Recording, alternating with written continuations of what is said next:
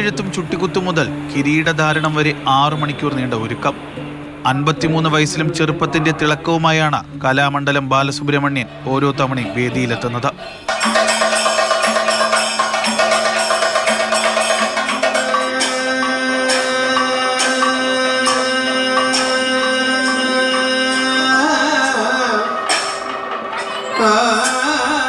പ്രകൃതി ഉൽപ്പന്നങ്ങൾ മാത്രമാണ് ചായക്കൂട്ടിലുള്ളത്.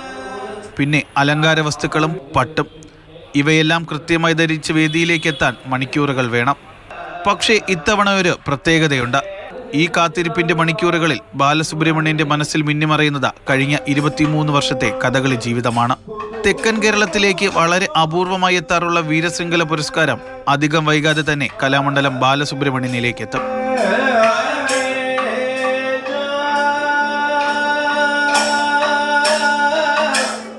എൻ്റെ ഭാഗ്യം കൊണ്ടായിരിക്കാം, എൻ്റെ ഗുരുകാരണന്മാരുടെ കടാക്ഷം കൊണ്ടായിരിക്കാം എന്നെ തന്നെ തിരഞ്ഞെടുത്ത് എൻ്റെ എല്ലാ കഥാപാത്രങ്ങളും ഈ 8 ദിവസങ്ങളിലായിട്ട് അവതരിപ്പിച്ചുകൊണ്ടാണ് ഈ പരിപാടി മുന്നോട്ട് പോകുന്നത്.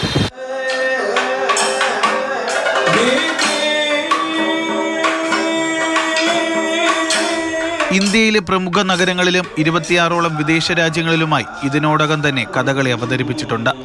പാലക്കാട് നിന്ന് തലസ്ഥാനത്തേക്ക് ചേക്കേറിയിട്ട് വർഷങ്ങളായി. ഇനിയുള്ള കാലവും കഥകളി അഭ്യസിപ്പിക്കാനും അവതരിപ്പിക്കാനും തിരുവനന്തപുരത്ത് തന്നെ ബാലസുബ്രഹ്മണ്യനുണ്ടാകും.